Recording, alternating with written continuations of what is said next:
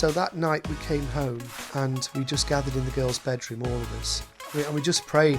We just prayed for her. We held each other and we cried. And there's moments like that you realise you are being carried. Big thing I remember saying to you sort of quite early on, one of the real things I felt that God was calling me to through it was intercession. Hello and welcome to Postcards from Antioch. This is a training and leadership podcast. We look at lots of different topics and help people think about what it means to live following Jesus. And I'm Oz Power, your host, and today I'm joined by Matt and Sarah. Great to have you joining us today and sharing something of your life story on this podcast. You've been a part of the church for a number of years, and maybe you could just say hello before we carry on. Hello there, hi. Hello. Thanks for Polite, isn't it? To greet one another. It's just wonderful to be in your home. And over the last number of years, you've been a part of Barton Church Faversham, which has been a real joy. And this is a chance for us to hear a bit about your story over the last 18 months or so. This is a topic that many in the church are very aware of because of your cancer treatment and diagnosis about a year to 18 months ago, Sarah. And it's wonderful that through the middle of that, you've continued to hold to a real faith in Jesus and to seek to share with others about the highs and lows of the last year or so. So this podcast really is a chance to hear from you. It's a chance to think about what faith looks like when times are hard, the joys in life, but the challenges particularly that you're facing as a family at the moment, and to see where God's at in all of that. So that's our plan for the podcast. So maybe we could warm up, Matt and Sarah. Tell us a bit about yourself. It'd be good to get to know you a bit for those that don't know you already. Yeah. Okay. So I am born and bred Kent girl. I was born in Bromley and lived there all my life. I've got two older brothers. There's 3.5 years between the three of us, but they've sort of very much looked out for me. I lost mum to breast cancer when I was 16, which obviously had a big impact sort of on my life. My dad's around sort of on and off. We don't have that much contact with him, so that's sort of my immediate family. Yeah, okay, that's helpful to understand that context. And a Kent girl, so moved from Bromley across to Kent to Faversham. How many years ago? There was a bit. So I went up to Manchester after I'd finished my degree. Spent a bit of time up there, did some youth work, then did my teacher training, and then we moved down here. 2002. 2002. There we go. So Matt moved down for a job, and then I follow. We got married the following year. So over 20 years in Faversham. Yes. Great. Yes. Okay. How about yourself, Matt? Yeah, so I'm born in Manchester, studied music in Huddersfield, met Sarah just before my degree, and then after my degree got a job at the BBC in central London, so we moved down. And then we got married the following year. We moved to Watford, actually, didn't we, briefly? And then when we had Joe, we wanted to be close to family, and your brother, Sarah's brother, was here. Okay. So, yes, we've been in Faversham, and still working for the BBC. Had a brief period as a secondary school teacher, which I really enjoyed, but it was very tough, wasn't it? But yeah, we met through youth work when we were teenagers at a kind of a youth Christian conference. So that's where we met. Okay. And yeah. Great. And the house is nice and quiet at the moment. This is a Friday morning, and so you've got 4 children. Just a quick, what age they're at, where they're at in life. Yep. So Joe is the eldest. He's 18. He's quite noisy. Yes. He's gone to the Institute of Contemporary Theatre in Brighton, where he's studying musical theatre. So he's always singing, playing his guitar, playing the piano. Hence, it's quiet now. When he's around, absolutely. Yep. Then we've got Zach, who's 16, so he's doing A-levels at the moment. He's very much into his exercise. I know that you've seen him down the gym a couple of times. Yeah. He's our drummer boy as well, isn't he? Then we've got Elizabeth, and she's 14. She's quite quiet at times, but she loves singing as well. So she sings and she dances. She dances lots at school. And then Darcy is 13, and she's pretty much into everything. She loves her sport. She plays football, netball. She plays the violin, so she does an orchestra as well. So yeah, it's very rarely as quiet as it is now. It's very much a musical family, lots of enjoyable sports, drama, all sorts. So thank you. That gives us a bit of a taste and a flavour for. And Matt, you're behind the microphone rather than behind the camera and the audio interface or whatever. Yes. So thank you so much. Now, maybe before we look at the early months and the diagnosis and move on to how things have been more recently, it'd be good just to help the listeners understand how things are at the moment with your cancer treatment, this where you're at now, and then we can kind of go back a few steps and journey through and talk a bit about how God's been at work and alongside you, and the good things about that, the hard things about that as well. So yeah, at the moment, tell us a bit, Sarah. How are you doing? So it's been quite today and yesterday, amazing days. So praise God, we'll take every good day and do not as much as we can, but enjoy those days and help us get through the not so easy days, really. So yes, it's been very up and down, lots of hospital admissions since October with E. coli, which they've struggled to get rid of completely. So that's the key at the moment, is to try and get that under control. So they're trying different types of antibiotics and what have you. And as a result of that, I'm not fit enough at the moment for chemotherapy, which is the goal, to get me back onto chemo. Yeah. Because the cancer has spread to various different sites now. So the aim is get me well enough and then back onto chemo. Praying all the way, because it's up to him ultimately which way it goes. Yeah, sure. And so cancer, lots of different types of cancer.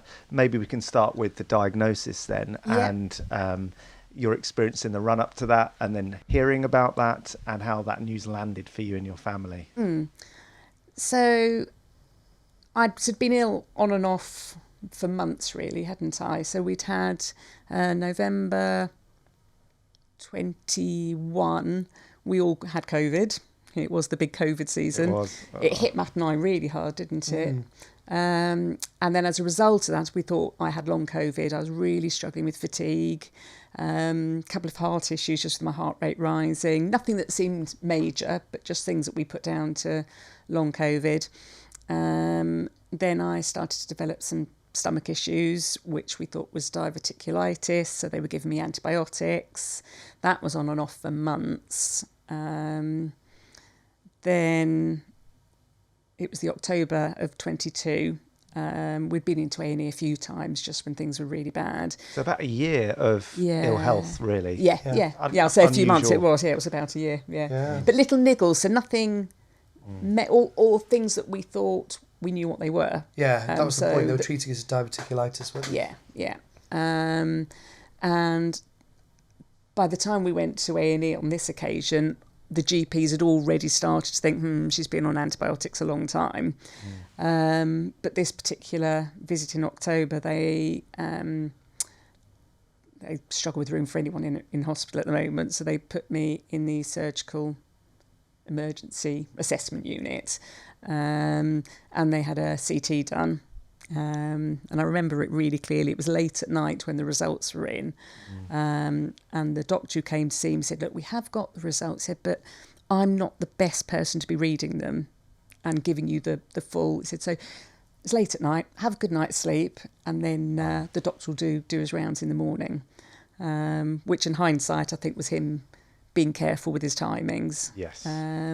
So the following morning, my surgeon, he did become my surgeon, really, really lovely doctor, came to see me, took me off into a separate room and sat there with his paper and his pen and did some diagrams for me and basically said, you've got what looks like, obviously it needs confirming through biopsies, but you've got advanced bowel cancer. He said, which has spread your liver quite drastically. So he sort of sat through me, asked me if I had any questions. He was really good with the detail. And then it was obviously talk about getting Matt in. The nurse was adamant that she called, and I was thinking he's going to panic as soon as the hospital say come in. So they phoned him, and then you phoned me immediately. What's that about? Yeah. So Matt came in, and then the doctor was there as well, wasn't he? So do you want to say? Yeah, how it landed for you? What was the processing that you went through, and that must have been so difficult. Yeah, I mean, I had no. I don't think I had any suspicions that that's what it could be. I don't think any of us did. No. So he took us into. We were just in a room, and then he couldn't say categorically it was cancer. So then I was pushing him. Well, if it's not cancer, could it just be an infection? Well, it wouldn't be an infection because you wouldn't have the kind of secondaries in the thing. Well, what are the secondaries? And through a kind of a period of deduction, it could only be cancer. We had a little cry, didn't we? We held each other, had a little cry. I think the shock of it, you kind of go into practical mode and you just put one foot in front of the other. And you just kind of, what do I need to do next? What do I need to do next? It took me a while. I don't know how quickly you cottoned on. It took me a while to realise that palliative care was all there was. Yeah. In terms of medical, I hadn't really grasped that medical intervention would only really be palliative. That hadn't struck with me. That was a few months, because it was when we went to see the oncologist, wasn't it? That struck you? Because when we spoke to the oncologist later on, I was like, why can't you just remove what's in the liver? Yeah, do the because it was the surgery, liver that was really deal the with the concern. issue. Yeah. And he said, well, no, it's all over the liver. We can't do that. It was just not well enough for any surgery. Well, he said, it spread too far. You can't just take that bit. And it was only then, and I think he thought I'd already cottoned on to that. And for me, I remember that being actually quite a difficult moment, because oh, right. Okay, so we can't do it with surgery then. So that was a tough moment, I think, actually. Yeah. Realising, it took me a long time it took me a few weeks to actually understand the gravity of what stage 4 meant in terms of what the medical approach was going to be. Yeah, that's must have been immensely difficult for you and also the children. What was the impact in those early weeks on work, on normal life, on the family? So obviously for the children, it was a biggie. The hospital again were really good. I was still in. We weren't going to tell them until we knew definitely, but then there were possibilities of emergency surgery, and it's like, look, we need to tell them sooner rather than later. Yeah. And just tell them what we know so far. That was our decision all along, wasn't it? That we'd be as open and honest with them as we could be. Well, yeah, your policy is they know first. Yeah. We don't tell anybody anything else. By and large, they get all the information first. Yeah. That was your choice. That was Sarah's lead. Yeah. And I think that might be partly through my experience. Yes. Having been in a similar position to them. So that was hard. One of the nurses found us a room, and she actually offered to be there, and she sat in, didn't she? And we sat around this table, and that was hard. Sort of, I thought I'd be okay with it, but I found I couldn't get the words out. It was so fresh, I think. So Matt sort of delivered the news to them, and they all reacted, obviously, in different ways. They were obviously very upset, and had to process it, which obviously is an ongoing thing. I remember that night. Were you in hospital? Yeah. So that night we came home, and we just gathered in the girls' bedroom, all of us. We just prayed. We just prayed for her, and we held each other and we cried. And there's moments like that you realise you are being carried. I think I've said that before, but it's not. You don't suddenly find you've summoned up this strength. You are literally just as though God were carrying you. The whole footsteps poem. But that really is true in those moments. See, there's not a lot I remember other than we came home, we gathered in the bedroom, we prayed. There were some questions about healing, and we were optimistic at that stage. We didn't want to know timescales at that point. That was the first night. Yeah. How did it affect us day by day? The first. Well, work-wise, I mean, they said to me straight away, "You are not fit for work at the moment at all." And you were a teaching assistant in a school. SEN teacher. SEN teacher. Yeah. So, I mean, it's quite a physical environment anyway. So, regardless, I wasn't on treatment at that point, but. Yeah, it just wasn't the safest place for me to be. No. So I haven't worked. I do miss it, but I haven't worked since I was that sort of unofficial diagnosis in October 22. So that was a big change for me, which I found quite hard. It was good because I could process and try and get my head around what was going on, but it also felt like that big part of my identity had sort of And suddenly gone. you're at home. You're not always in hospital. You're Yeah. at home, but you can't work. So there's time that's suddenly Yeah. present, and you're not feeling well and got lots on your mind, understandably. So that's Yeah. the immediate shock and impact, I guess, isn't it? But Yeah. it did, I found the big thing I remember saying to you sort of quite early on, one of the real things I felt that God was calling me to through it was intercession, Yes. which is not something I've necessarily in the past seen as a calling. I mean, obviously we intercede for people, but not as a specific calling.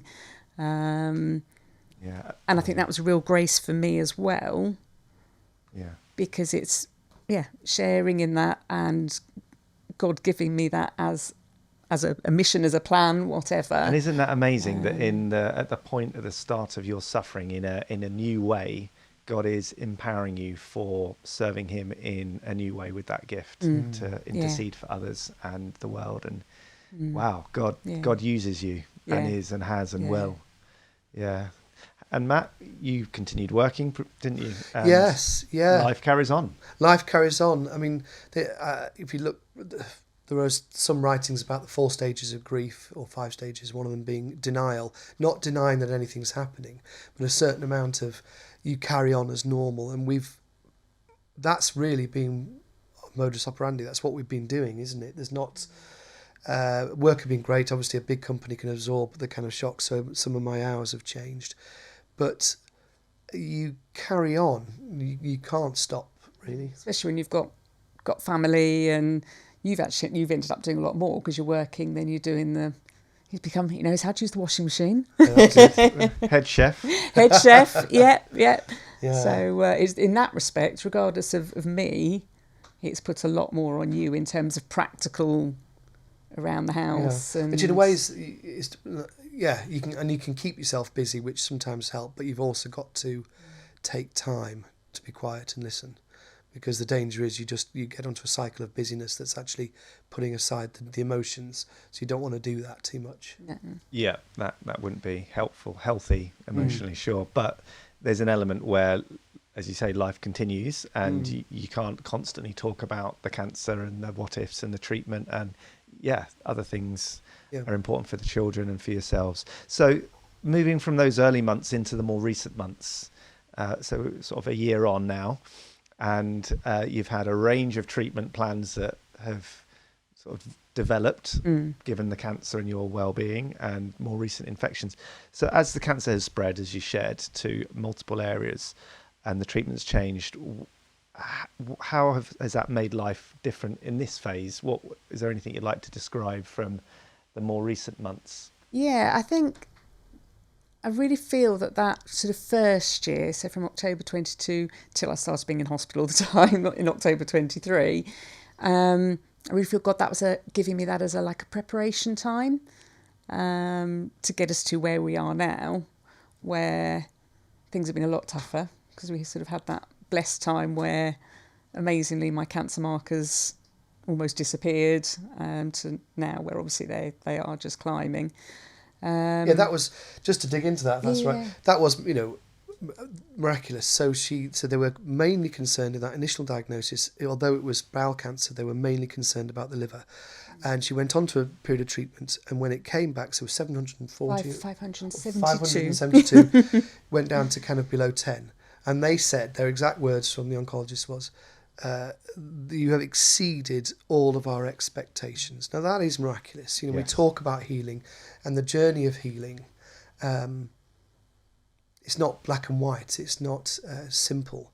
That was miraculous healing. And Sarah has said time and time again, that was a grace. That was a year of grace. And there was difficult times in that year when you were very ill and very sore before you had your stoma fitted. Yeah. But it was amazing to be given that time by God,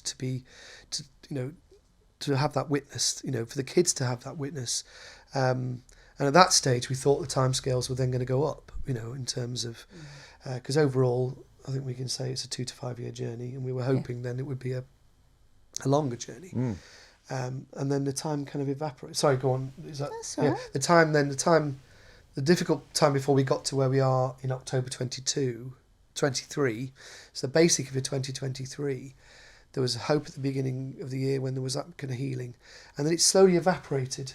There was a period of time where that kind of the window for surgery, that there was talk of surgery, there was talk of being able to kind of eradicate it, and that slowly evaporated, and that was hard. And what we went from was of a period, from my perspective, of great joy, of healing, of kind of looking, and then we've entered a long period of uncertainty, and things just slowly disappearing. Hope, not hope, but medical possibilities narrowing, and that's been a hard process to come to terms with. And right now, and a lot of uncertainty has been hard. Generally uncertainty, and also with the hospital admissions. So, I see people. Well, I got Joe to come down the other weekend just because I wanted to make the most of seeing him.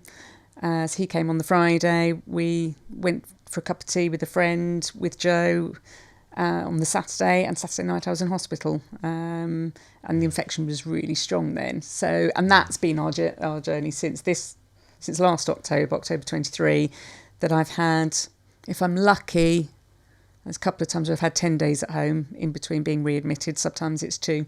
Yeah, and for the listeners, because of when this goes out, that's approximately 4 months. So yes. October to end of February, where we are now. Yeah, that's quite a long period of inconsistency, of being unable to plan and say, I can be there and do that. Yeah.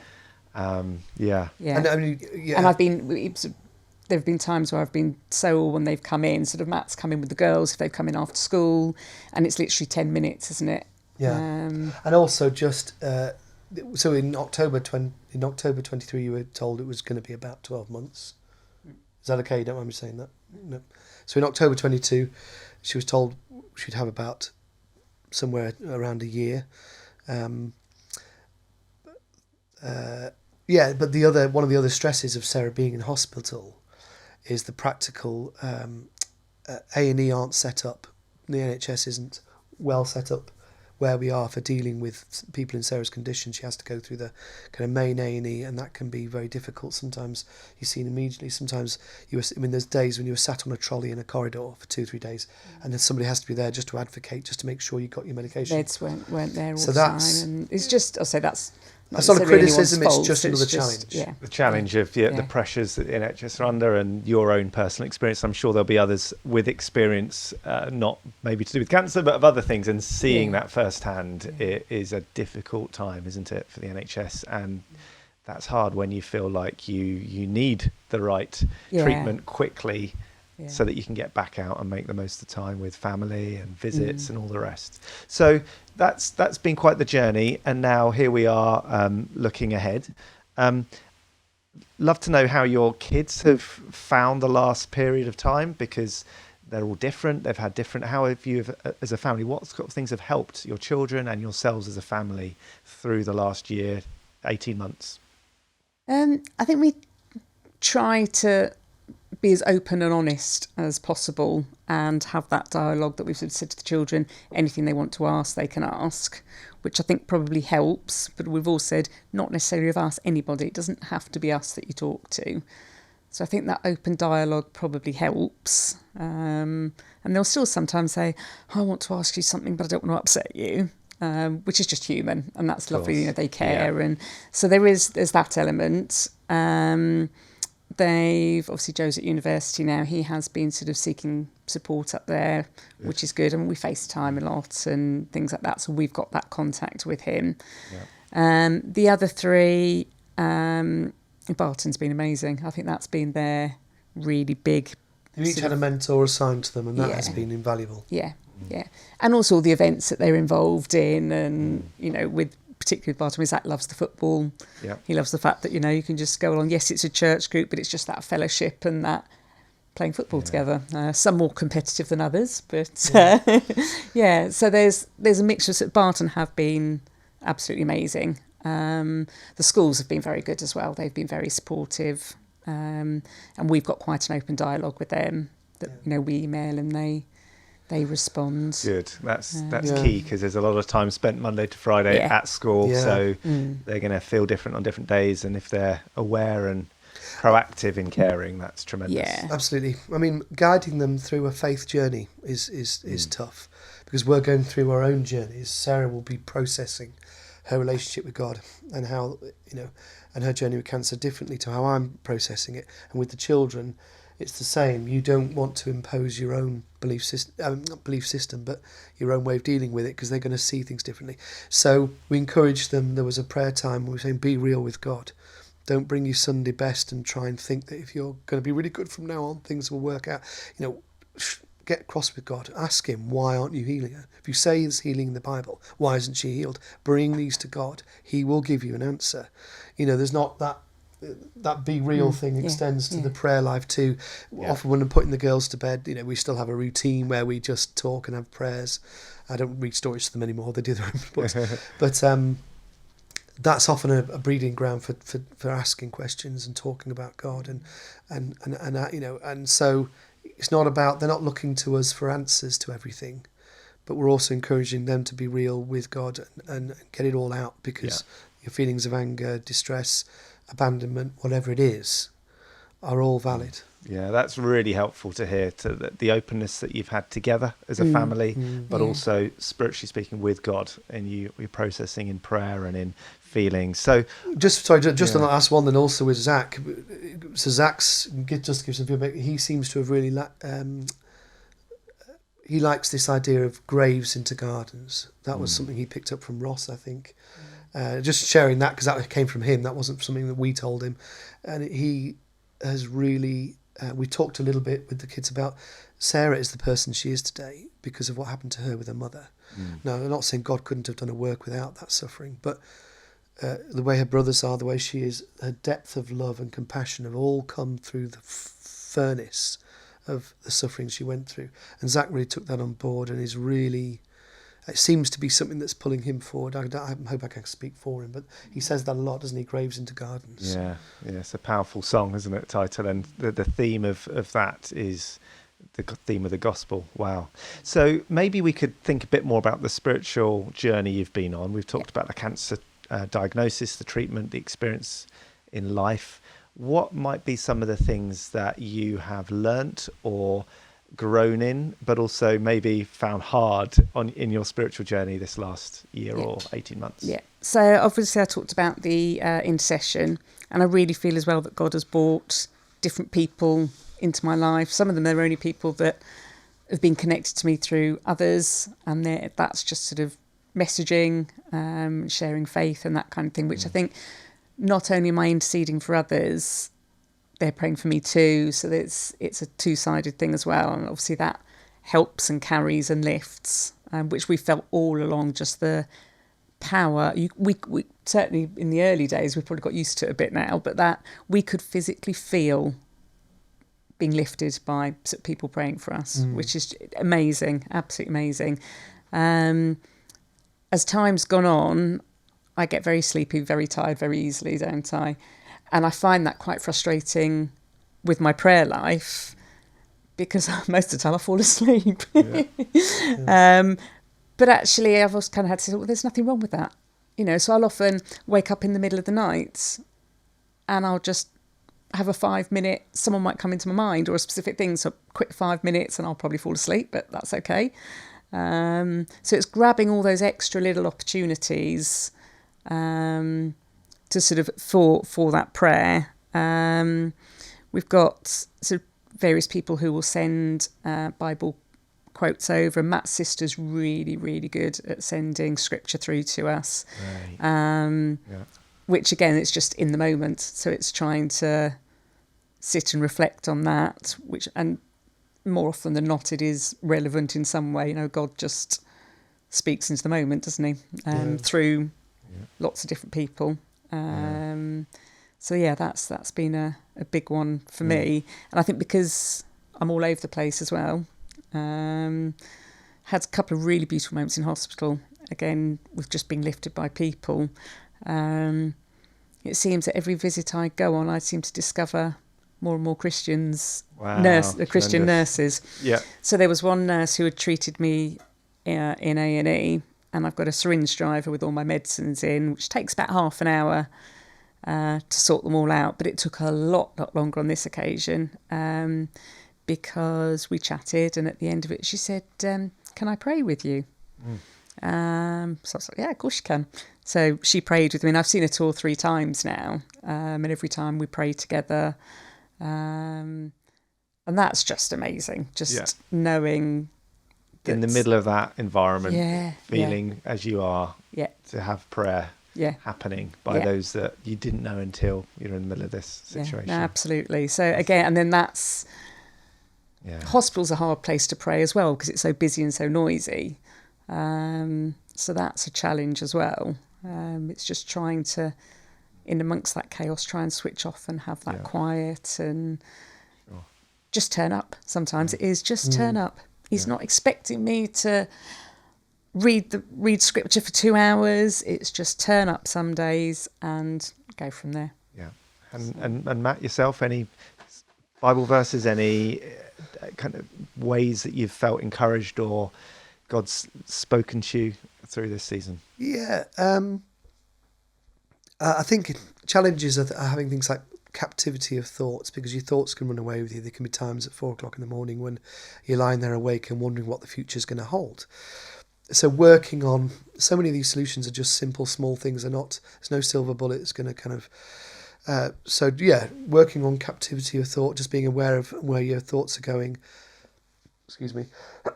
Where your thoughts are going, and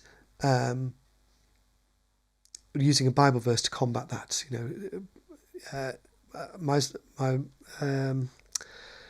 My heart says of him, seek his face, hide not your face from me.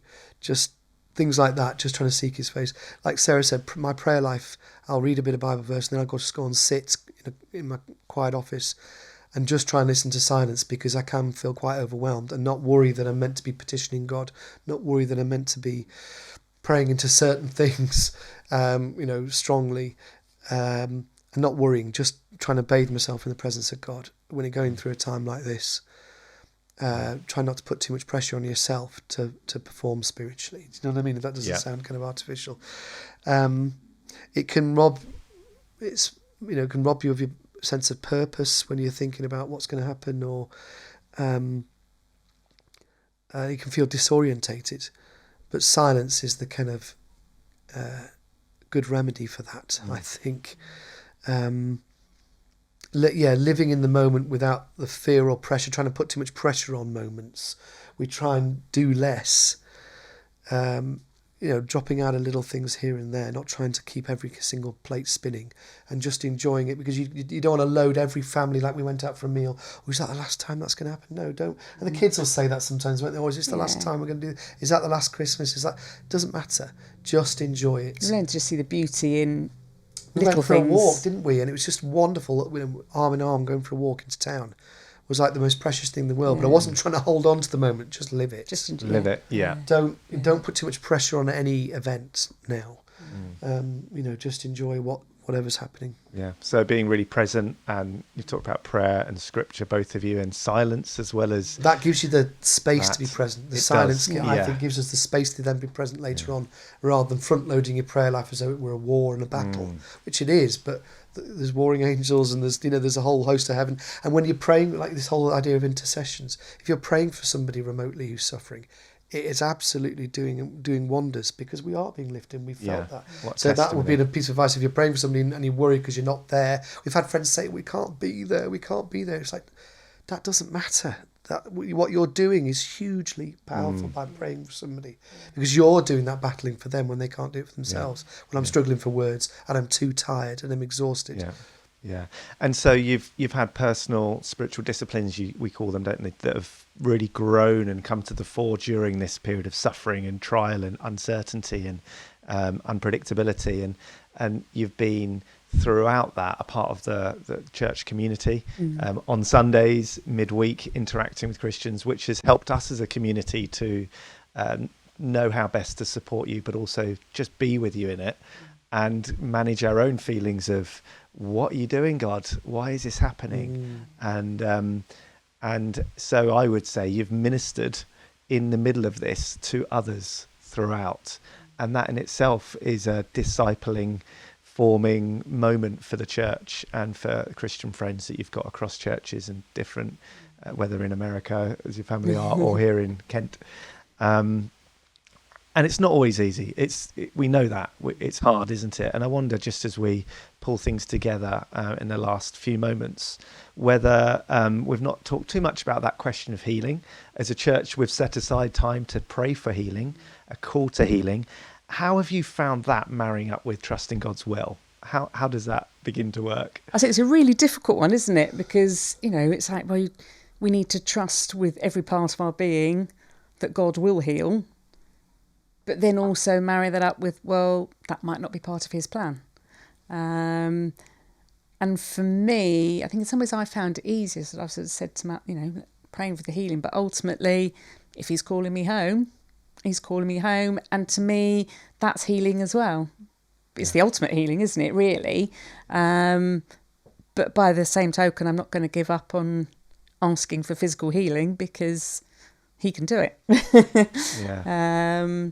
So, and it's funny because Elizabeth asked the question. Elizabeth's been sort of quite latched, isn't she, on should we still be praying for healing? So, yeah, absolutely. So, yes, we're praying for the physical healing, but there's also so many other types of healing that God is doing in me. He's honing me, refining me.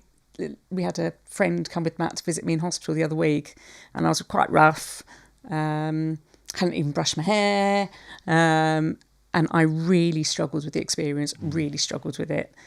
And afterwards I just thought, actually, God's trying to say to me, let go of these things that don't matter. Yeah. Jesus would never have turned anybody away because he hadn't brushed his hair. Do you know what I mean? And it was just, that's the type of healing he's doing in me to help me hopefully be a better person. I can say, actually, no, come and sit with me, come and share with me. So there are lots of types. I think you've articulated it really well there. Matt, anything else on that? Yeah, so early on, Sarah accepted. She said, I just accept God's will. And she seemed to have that early on. And I think that both gave us some peace. Right at the beginning of the process, I think it did.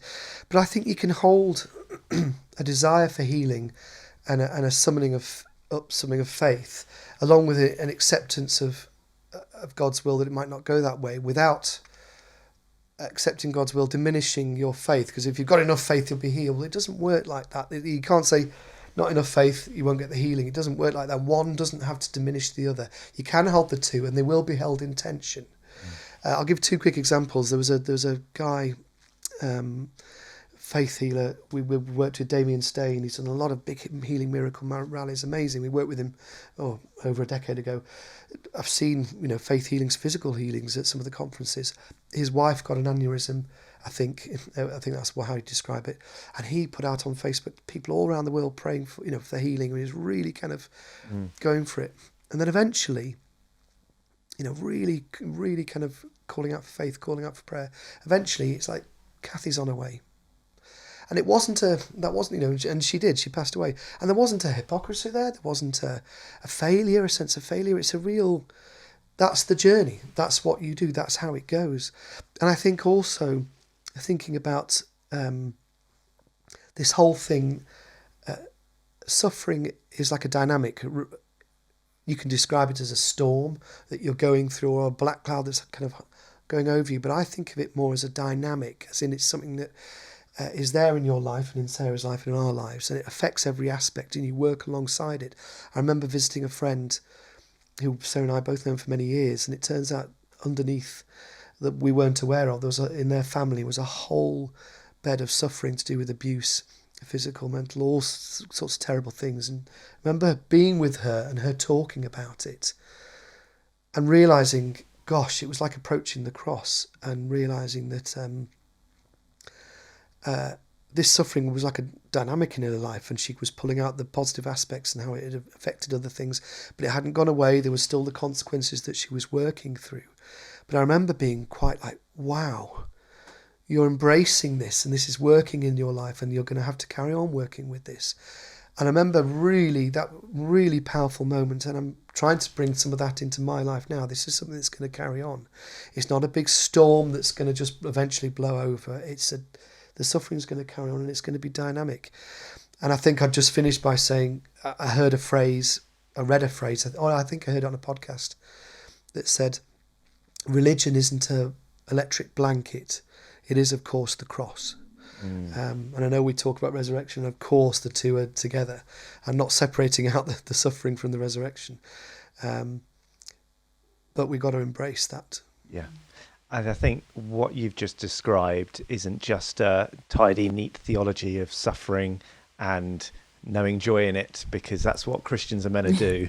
And that, yes, Jesus suffered and therefore he can relate to us when we suffer.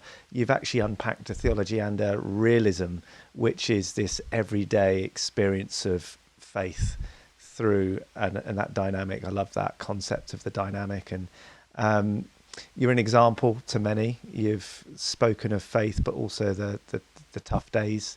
And I'm sure that's going to be encouraging to many of our listeners, as it has been to our church community over the last 18 months.